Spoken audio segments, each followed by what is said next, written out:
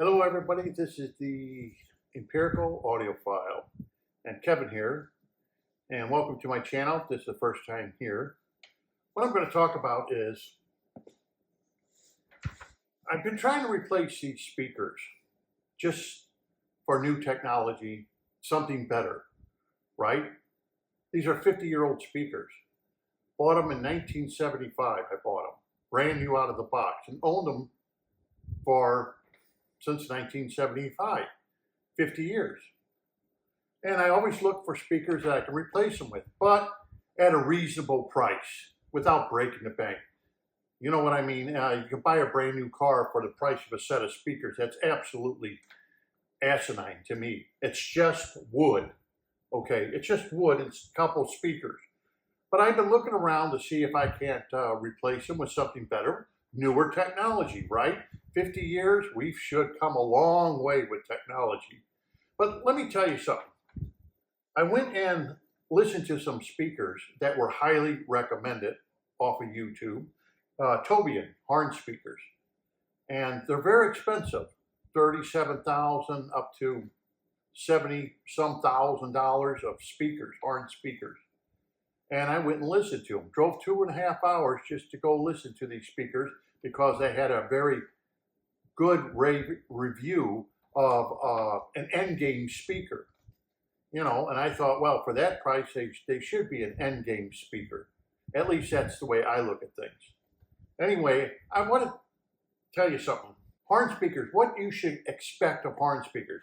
And since I've listened to everything from Bozak to Pioneer to Klipsch to L-Tex to JBLs, you name it, I probably listened to that horn speaker. Speakers at Western Electric, you've got your RCA speakers, horn speakers, plus the fact, as you can see, I collect old phonographs, which are all horn speakers. You know, the Zonophone, the Victrola, the Edison Model D, these are all horn speakers. So I've been into horn speakers because I like what they do. And I know through the years they have corrected a lot of problems with horn speakers, so they don't have that horn sound anymore. So that's pretty well gone. That's old. People saying that, you know, they have been in a hobby long enough to know that should be gone, that horn sound.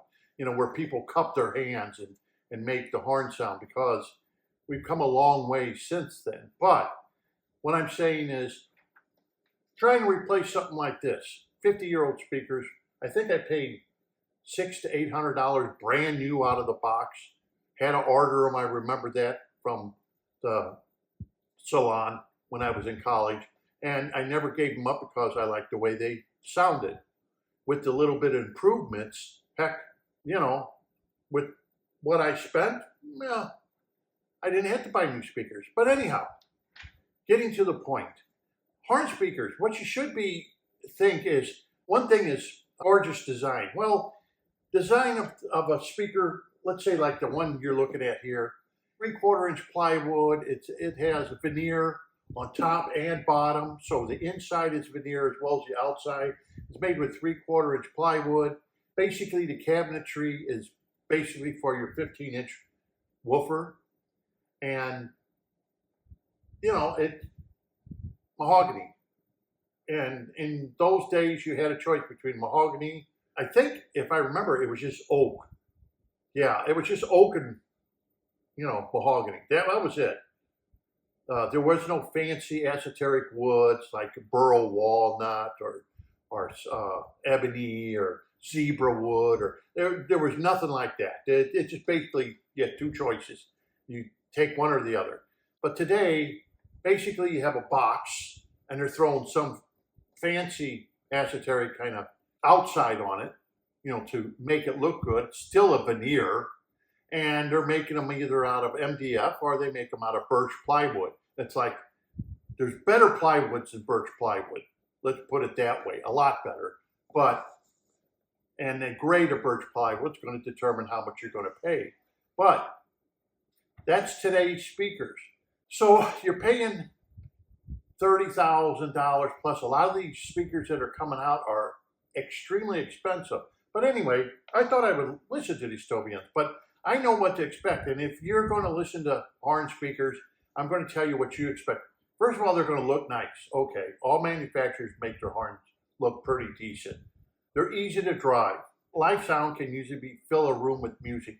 They're very easy to drive because you use tubes. And there's one thing I found out in the 55 years of doing this, horn speakers really sound best with tubes. No matter what anyone's going to tell you, I tell them, you're wrong. I've listened to enough horn speakers to know that when its horn system sounded good, it was always tube electronics. When the horn system didn't sound so good, it was always solid state. Horn speakers just don't like solid state. They're the diaphragms, that compression driver, it doesn't need a lot of wattage to move it. What needs the wattage is going to be your bass, and then they always have to match the bass driver to the compression driver, so it's going to be a very efficient bass driver, so you're going to give up that bottom end. But usually horn speakers, small ones, they'll go to 50 hertz. Bigger ones like this are going to be rated at 40, but today's should be rated at 35 or 30 hertz with today's modern speakers. Okay, so they should be able to go deeper. Then you've got source point qualities. Now, source point is usually something like you're going to get we'll have a bass speaker, and then in the center of the bass speaker, L-Tech used to make one with a horn. And that was back in the 60s. And of course, Hanoi makes a source point. There's other ones that now make source point speakers. But horn speakers, I never found them to separate things ever. So it didn't matter whether you had a source point speaker because they gave you already source point, pinpoint imaging. There was no reason because that's just the way horns are. And that's where we get to another one, world-class imaging. They image like a banshee. Horns will image unbelievable. If you are the kind of person who likes imaging and you like that visual effect, horns are going to be your champs. It's a tight image compared to other speakers. It's not a blown up image, it's a very tight image. And therefore it's something some people like and some people don't like. It seems like that that tight image comes at a cost where you may say, well, you sacrifice depth of soundstage, but it depends on your amplification in order to get that depth of soundstage from horns, such as the Unison Research 845 definitely will give you that soundstage depth that you like with cone speakers. Horns can do that if you get them away from the wall and set them up just like you would any other speaker.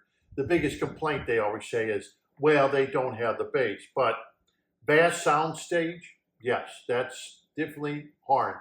These speakers can literally, a lot of people would say, well, horns can't disappear. You know, you can always hear the left and right speaker. Horns can disappear. You can listen to this, and depending on what you're listening to, your music, how it was engineered, you're definitely going to get a vanishing speaker. Like any other speaker, they will not even be there. Soundstage usually sets in between the speakers, and most of the time, you don't even know speakers are playing. It's just everything that's in between them you're hearing. You don't hear left and right speaker. Horns can do that. These are 50 years old, and they do it. So I don't know where people get that, where they say, because their precise detailing is what they do.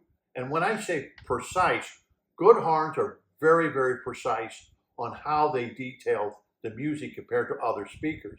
Because it is so tight, you can literally see, you know, piano keys being played. You can literally hear little clicks or something in the soundstage, but you just don't hear it.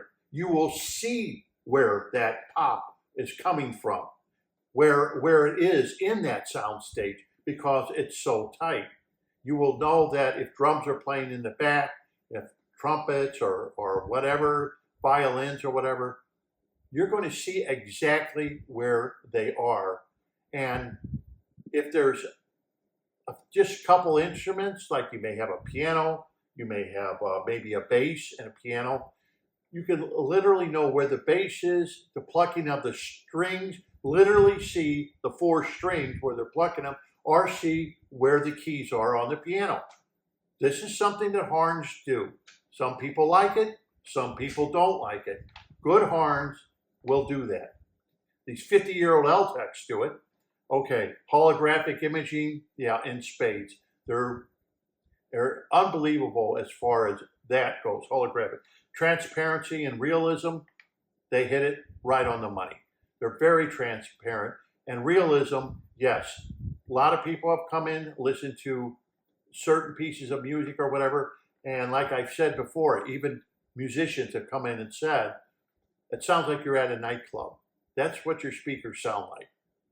That you're sitting at a Chicago nightclub listening to somebody on a stage. For me, that's good enough. I'll take that with horns. And of course, unbelievable dynamic range. The dynamic range of horns, because they're so easy to drive, even with 23 watts of power, like the Simply 845, you wouldn't believe you're listening to only 23 watts of power, because you can go from 0 to all the way to 26 dB of loudness in a flash. And that's one thing they do on certain pieces of music.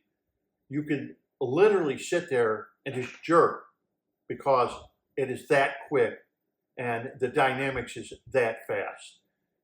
And that's something I've expected out of horns all along. This is something everyone should expect out of horns. They're very, very quick. Because you got to remember, that little diaphragm in a compression driver, it doesn't need much to move to make a sound wave come out of the horn. It doesn't need much power to do that. Where other drivers got to have a lot more power to push them out, that little bitty diaphragm in that compression driver doesn't need much to move it than to amplify the sound it's making. That's what horns do. That's why they have that dynamic range that you really don't hear in a lot of speakers, whether it's very loud, you want to play them, or if you're playing them softer. That dynamic range does not lead with horn speakers. At least they have it with these 50-year-old L-Techs. Horns, though, they do have cons to horns, okay? Maybe light on the bass, which I mentioned. Yeah, because you got to match up the cone speaker with a dynamic horn like this, and that's hard to do. And manufacturers have tried to do all kinds of tricks to get the bottom end of that frequency equal to the top end and to make it just as fast. So they make very efficient speakers, and it seems like if your cone speaker like these is very efficient, and what I mean by that is you could be playing something loud and a big bass, and you'll only see the speaker move a little bit because it doesn't take much power to make that bass that it's producing. And that bass is going to be pinpoint imaging bass. So you'll know where every drum is being hit very clearly and very precise. But like I said, these were only rated at 40. A lot of your clips are only 40, but a lot of your newer ones are supposed to go to 35 or 30. So they have improved on speaker technology, which I will admit, can be a little overpowering in dynamics. Yes, they can. Some people will say they shout. Depending on the manufacturer, some horns will shout. These particular ones, I've gotten rid of that shoutiness. There's a way of getting rid of it, but a lot of that shoutiness, now remember this, a lot of that shoutiness all comes from basically wrong amplification to the horn speakers. That's all there is to it. Remember, these were all ran with tube electronics back in the day. They weren't designed to run with solid state. So they can get a little shouty with solid state, where if you buy a good Class A tube amplification, you should be just fine and come out with that shoutiness or that fatigue. It's not there. I've listened to these things for hours and hours with no fatigue. So where's the shoutiness? Can have colorations. That's something I think is pretty well gone today, colorations of horn. A lot of speakers can have coloration. I've heard a ton of speakers, whether they're electrostatics, whether they're cone speakers, horn speakers, they all have a flavor or their own particular thing. But anyway, understanding everything I've just said to you, this is what you should expect out of horns, and this is what you should not expect out of horns. And that is, so I went to go listen to the Tobian speakers, and they're expensive. And I thought, well, hey, if they sound good, I could put my horns up for sale and get a new set. Not getting any younger. I was very disappointed. The review was very high. Now, don't get me wrong. The speakers until themselves sound decent. If you don't have anything to compare them with, if you're listening to the Tobians and you're really not comparing them to a good set of horn speakers like these LTECs, they sound good. But once you start comparing them, well, they don't have the dynamics. They don't have the pinpoint imaging like I thought they should. The imaging is more blurred, not pinpoint. These are things I would expect from a horn. And they're two-way horn speakers. And there's things like the bass for 30 hertz. I'm surprised the bass seems deeper on mine than it did there. And you may be thinking, well, maybe they didn't have them set up right. No, they had them set up in a room with 10-foot ceilings, acoustic, treatment all over. They're probably set up far better than you would set them up in your house. That's all I could say. The salon I went to was the best as far as that is concerned. They have them set up correctly. They probably tuned them to get the best sound out of them. And I can realize where people would come in and listen to these speakers and say, oh, that sounds real good. But when you compare them to something like these LTECs, then you find out that they don't quite sound like a real good horn should sound. A lot was being lost with them. In fact, I even looked at the guy and said, well, why don't we turn them up? Play the same piece. We're going to turn them up. Let's give them a chance to see if they can do what these can do. 50-year-old speakers, and he turned it up. I want to give them a fair chance. And they just didn't do it. I told them that. I said, can I listen to something more expensive of the Tobian line? The $70,000 speakers. And he goes, they're going to basically sound the same as what you're listening to, Of course, the people I'm talking to, they're not even as old as these speakers, so they probably never even heard of LTEC Valencias and definitely haven't heard mine. But so, they're saying, well, this is what people like. But if this is what today's speakers are being presented to the public, they're actually taking away what horns do. And they're getting these rave reviews from reviewers. I don't think the reviewers heard a really good set of horns and realized this is what they present.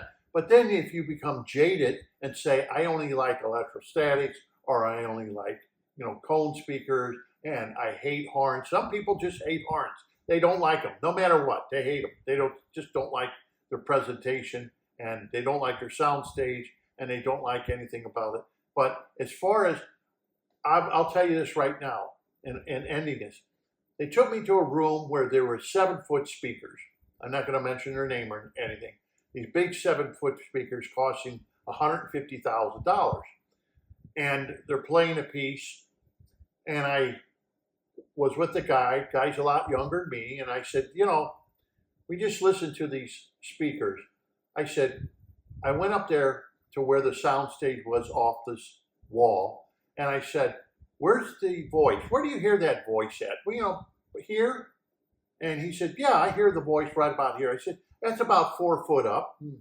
I would say, that's about 4 foot up, right? And he said, yeah. I said, my horns play human voice 4 foot up.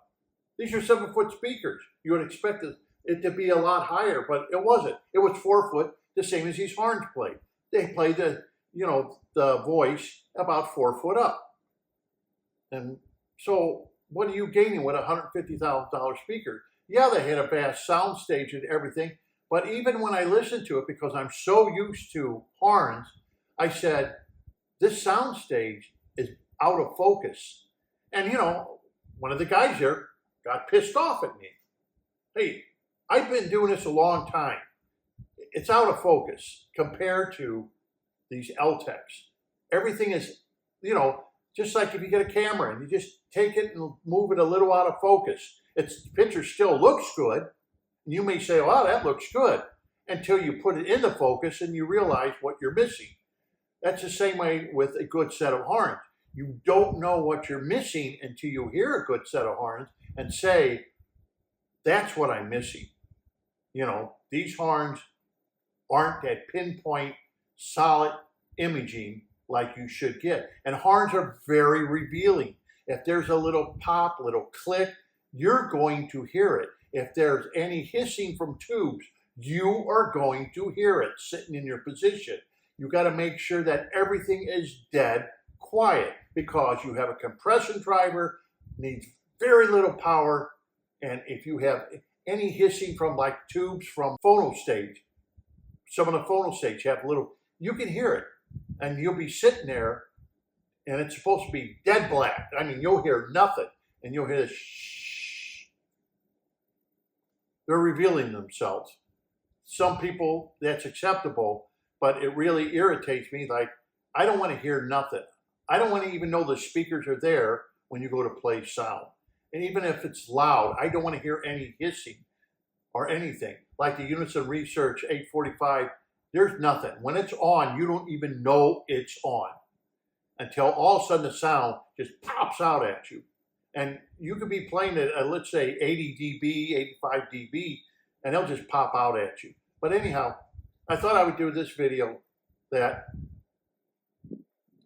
if anyone has any idea of any nice horns that are reasonably priced, not this over expensive stuff, when you compare speakers to 50-year-old speakers, that is ridiculous. Where are we going in this hobby? That's what I'm saying. Where are we going?